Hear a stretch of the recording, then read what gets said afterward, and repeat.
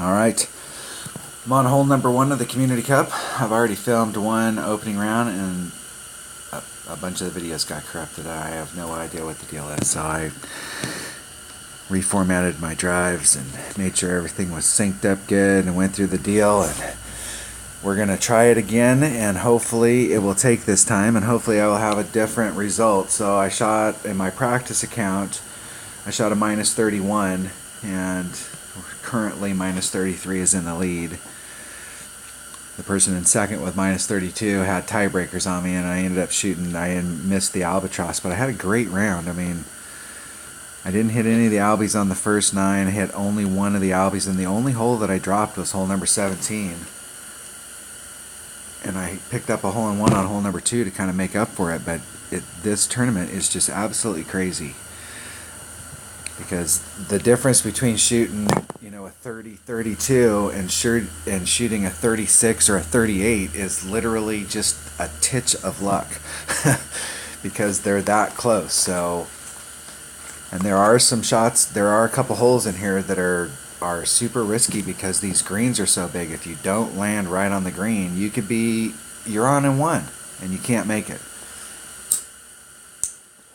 So I'm going into the weekend round with a pretty good tiebreaker. So if I do end up towards the top, and I'm thinking realistically, a 33 or a 34 is like your absolute minimum score that you have to look at in order to even be up there in a group that might be tied for first.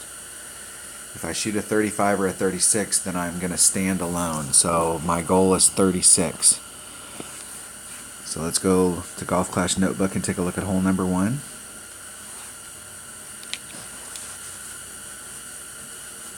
Alright, I'm going to use about 3 topspin on this. I'd rather end up a little short than long here, so I'm going to use about 3 topspin. I'm going to use an extra mile and a quasar.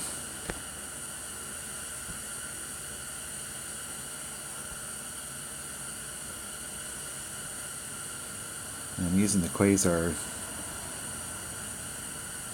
Even there I'm having to cut the topspin way down, but I'm using a quasar because of the side spin to try and get it to come back towards the hole. So I'm using around 3 topspin, 3 to 3 2/3.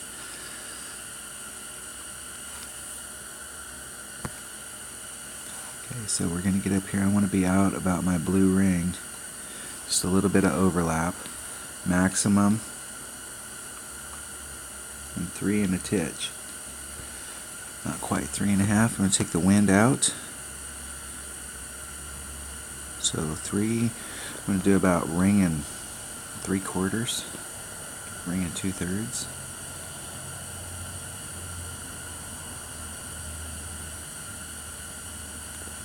Hit it great on the outside, which isn't good for us. I gave myself more room on the inside.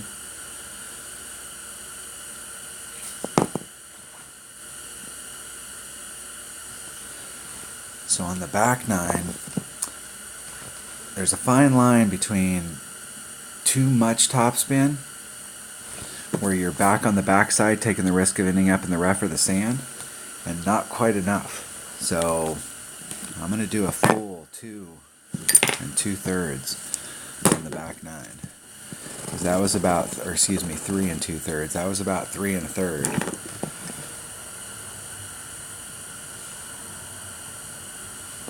If I'm short in the front, I'd like to be short on the fringe in the front.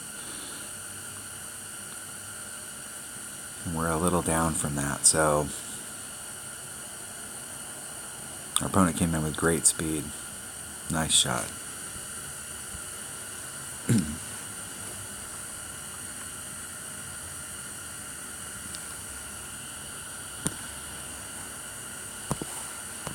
Where are we at in our rapier?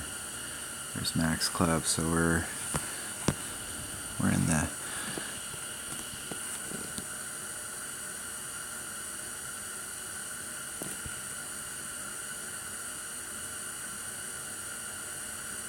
so it's 4 wins, so I'm going to pull it over 1.5 cup.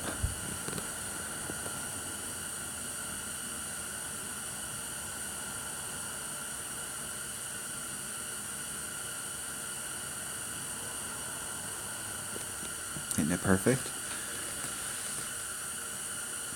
Right against the flag, right against the pole. So I always think of a half a cup when you're in that distance and you're adjusting out the wind. A half a cup is 4 miles per hour. So if you have a 2 mile per hour wind, you're only going to move it over, half of a half. And try and always stay within the cup. Like sometimes you may have a 4-7 wind, so you could come outside the cup a little bit. But if you go outside the cup and you hit a grate on that side, you're kind of hedging your bet.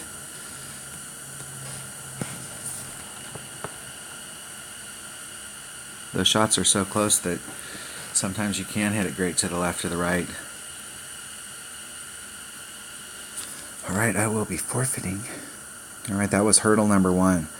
Hole number 1 in this tournament is a big hurdle. Getting an eagle on that hole and setting your round off right. Because it's so easy to go to hole number 1 and end up getting a birdie. And then you start the round off where you're immediately trying to dig yourself out of a hole. And so now we're in a run. Our next hurdle is really hole number 5, but hole number 3 is super critical.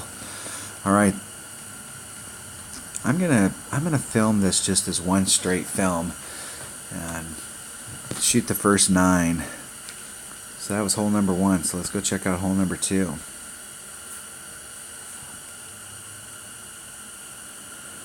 All right, we're on the par 3 here, maybe.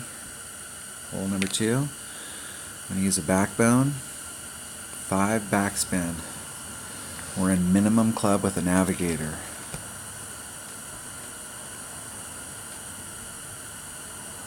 Now I bought, look at we're not doing any side spin stuff.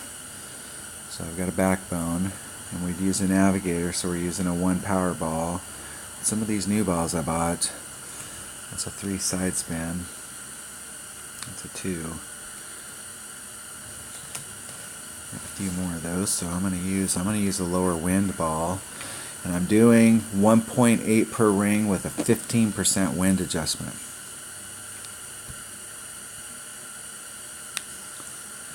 And 15s. What would 15 be? Yeah, 15%.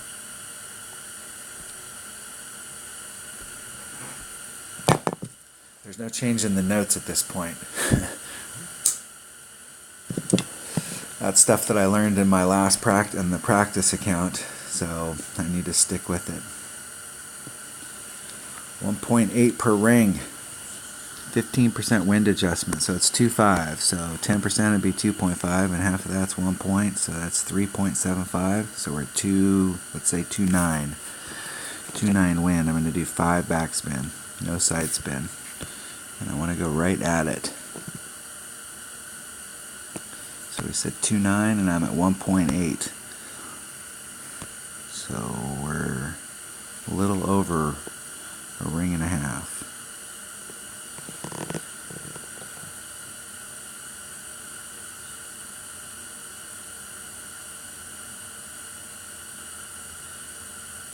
Oh, we hit it great to the left. Oh, that's not the side to hit it great to. Yeah, I think that adjustment's working though. That was pretty tight. So we got that. I'm happy with that. I liked where that ended up. So on the back 9, it's really got to focus on perfect.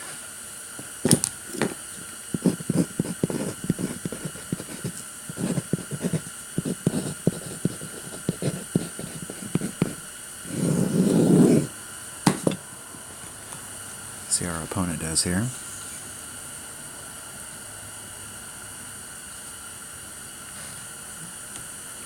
I'm always curious why people bring. Sometimes I bring bigger balls on a par 3 just because it puts me in my red line stuff. That's what I'm talking about. I thought.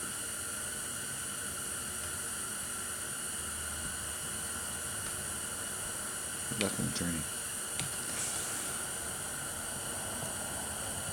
They got to be jazzed. Anytime you get a hole-in-one, a hole-in-one is something you just absolutely can't count on. All right, that was hole number 2. Let's go on to hole number 3 and check it out. This is... okay. This drive is all important. This drive is all important. I need to use an extra mile and a Titan.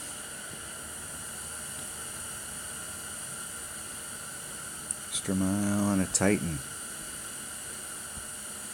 And we're probably going to be in our Hornet R Rapier range. If we nail this drive shot, we'll be in one of those two clubs range.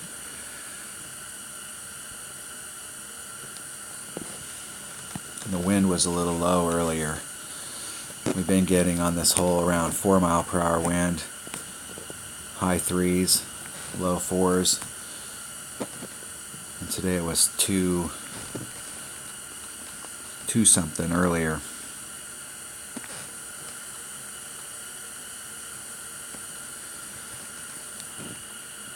I ended up actually getting on the green, but I just barely dribbled on the green in the opening round and couldn't make the putt. It was too long.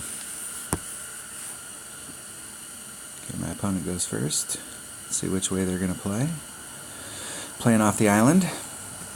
I want to be past this shadow, but if you're right past the shadow, you're a minimum Hornet.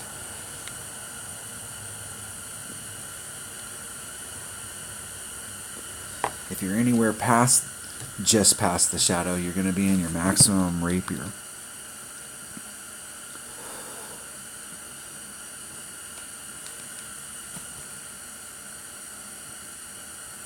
Got way down in there. That's a nice shot. He's going to be in his minimum long or short iron. Nice shot.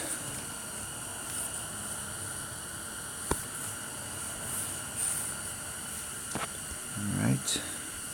And we're going to put on everything we can get on that ball. And we got a 4-5 wind.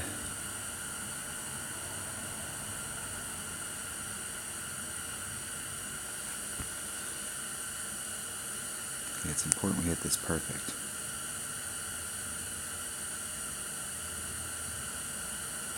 Oh, hit it good on the outside. That's bad. I'm in big trouble. Whew. I can't believe that landed on there.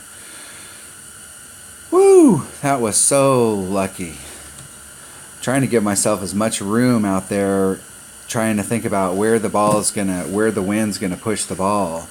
And it carries a little far down there so that I'm on the flattest part of that area so I can miss a shot like that and still give myself an opportunity and not try and push the limit, since I'm going out there on the end of that island, not the middle part. But I'm surprised I was able to hit a good shot and still end up with that result. That's awesome.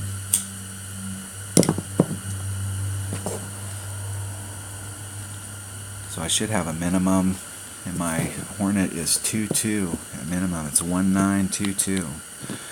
My opponent got Albatross. And we need to do the same thing. We need to force a shootout.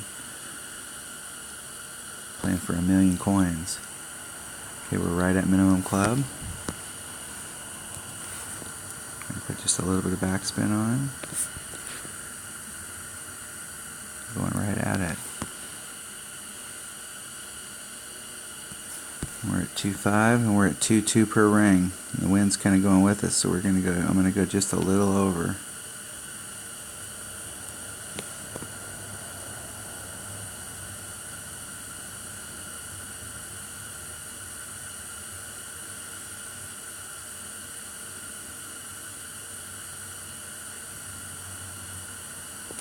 Oh, I hit it great.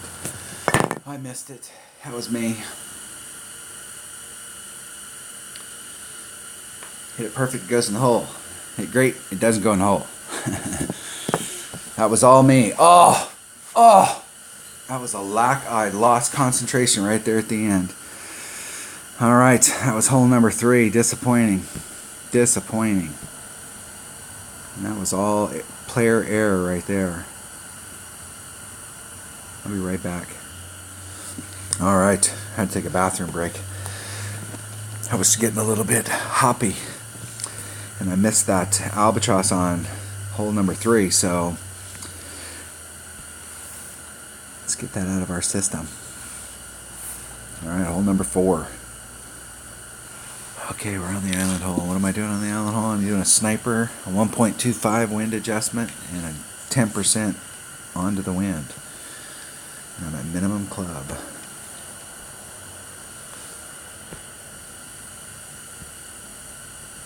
So we're in that same situation. I'm going to use the same ball that I already have.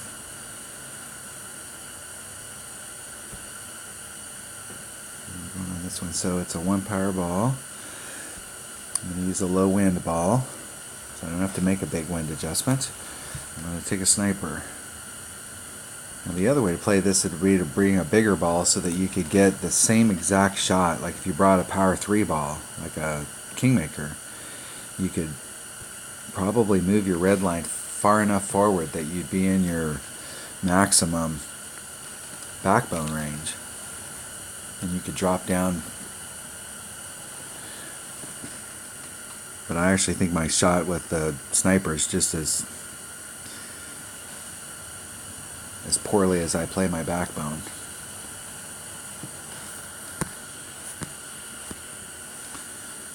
Alright, I know I'm going to do about 4 backspin.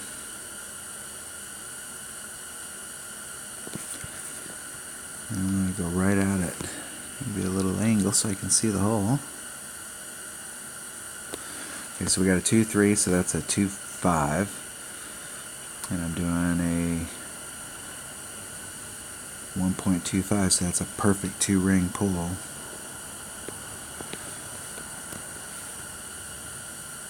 Spent 15 seconds just trying to figure out the math. Oh. Man, it seemed like it lagged right there.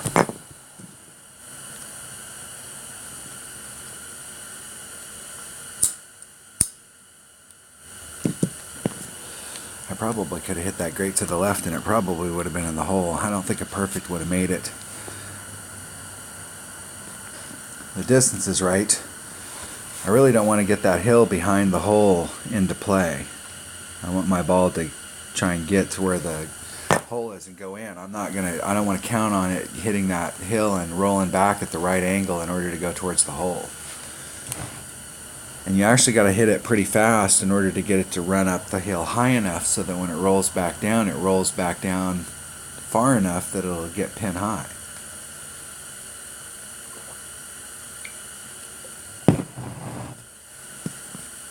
See, because our opponent, see what I'm saying, is that he'd had to run it up farther up that hill in order to pick up enough speed coming back down.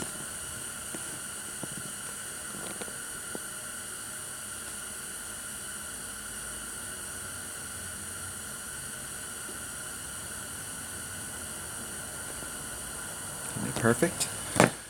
All right, in the hole.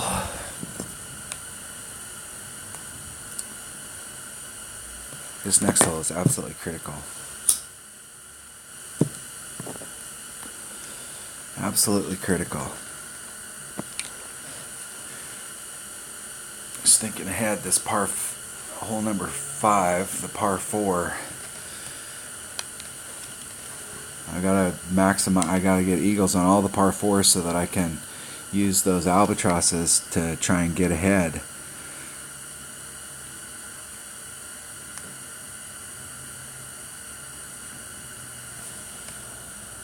I'm going to forfeit.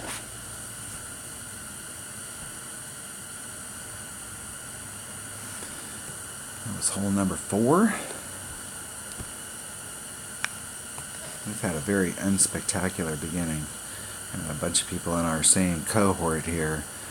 So we're on hole number 5. We need to pick up 2, so that put us at an 8. That'll put us up a few. I'm not seeing anybody right above us with that. So got to get eagles on all of these par 4s.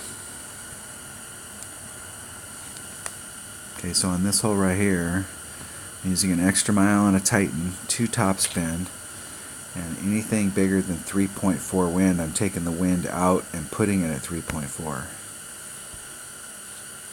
And if it's less than that, then I'm just going with it. Okay, so I'm going to use 2 topspin, extra mile and a Titan. Extra mile, Titan. Okay, here we go.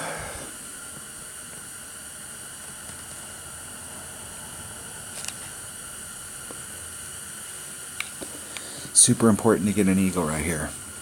And it's all about distance. If you give yourself a long putt, you could be in big, big trouble. So it's maximum left-hand side spin. Or no, excuse me. Just a little bit of left-hand side spin. 2 top spin. I've been so focused on the top spin, I really haven't paid attention to what I'm doing for side spin. If we can get an opponent. Here we go. Slovakia team.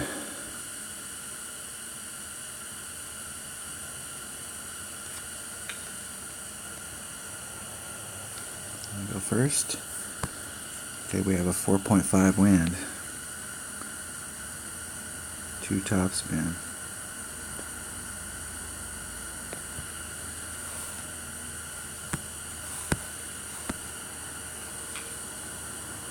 I want to make sure I give myself enough room so the wind pushes me down this way. So it's 4-5, so I'm going to take 1 out and bring that down to 3-5. And I just want to hit it straight and perfect.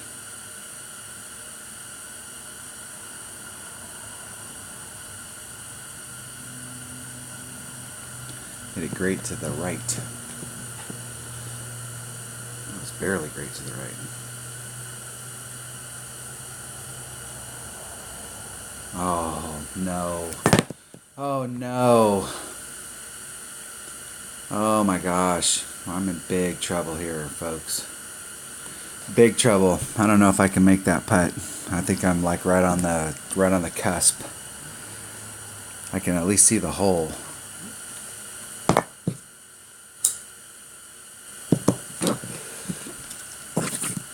I'm gonna drop that down on the back 9. I'm going to drop it down to 1 topspin. Erase that 2. Write a 1. Numero uno. And circle it.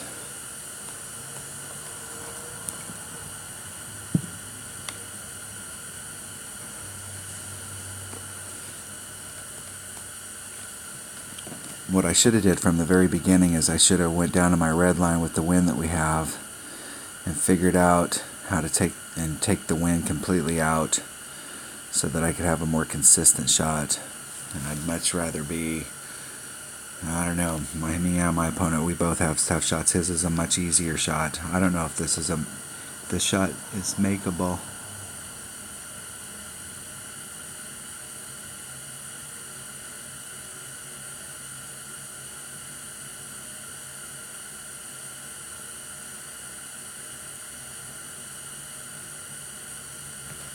I hit it perfect. Maybe. Oh, unbelievable. Woo! Oh my gosh, that saved me. Dropping the albatross on the first hole, on the first par 5, and then missing this par 4 would have been brutal. That was a round saver. I'm gonna need several more, I'm sure.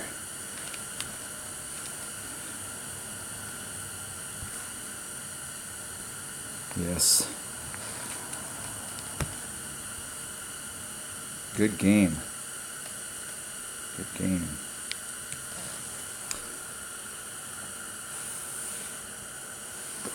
I'll forfeit my match. Alright, up to hole number 6. Let's go take a look at hole number 6. Let's go to Golf Clash Notebook and remind ourselves. Alright, this par 3 right here, I've got Backbone Navigator. And I'm going to write this down. I'm using 2 left-hand side spin.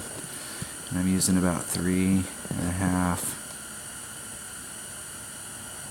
backspin.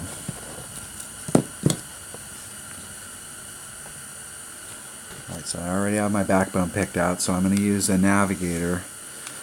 Because I'm using a Navigator, I'm in the weekend round. I haven't used any of the low wind balls yet, so I'm going to use, I was using a Nav, which gives me 1 side spin. I don't need the side spin, but I'm looking for the low wind.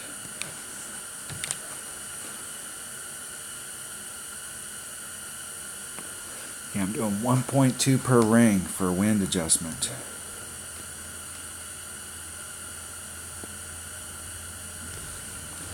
.2 per ring. And we're getting pure side wind here, and these are always, it's always difficult when you get side wind and you're trying to pinpoint something.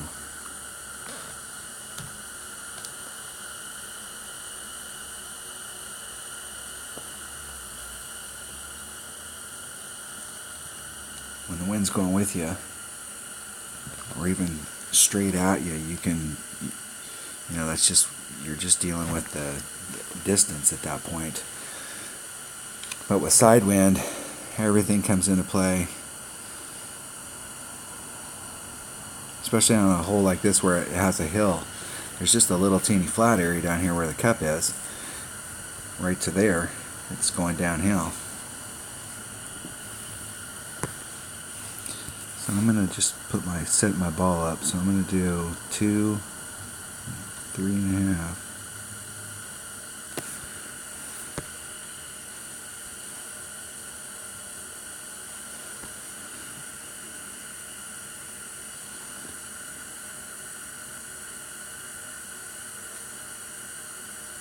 Trying to figure out where it's going to roll to. So I'm at 1.2 per ring, so there's 2.4. We have 2.1 wind. It'll be a little shy of 2.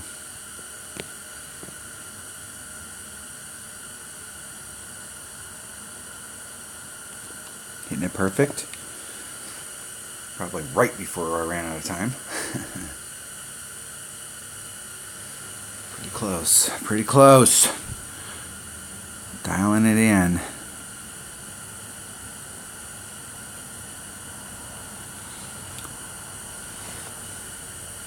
Oh, need to pick up one of those par threes. It would be nice. I mean, I don't count on it, but man, it sure would be nice to pick one up in the final round. And it's always best to pick one up early. I mean, it gives you some hype. All right, we saved that one for the back nine. I am starting to dial that in. I feel like I'm getting closer.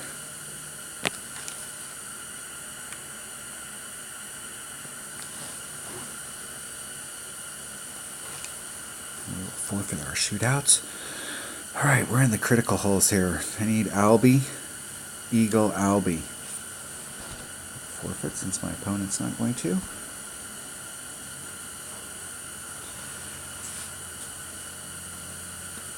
Good luck in the tournament. All right, we're on hole number 7. This is a critical hole here. Need an albatross on this hole. And I think before I shoot these last 3 holes, it's super critical on this hole that I get an albatross. And I'm doing a max overpower hook shot, and there's a marker. You can't see it, and it's not in the photo, but there's a marker down here, a 50-yard marker. And I'm trying to get as close to that 50-yard marker as possible.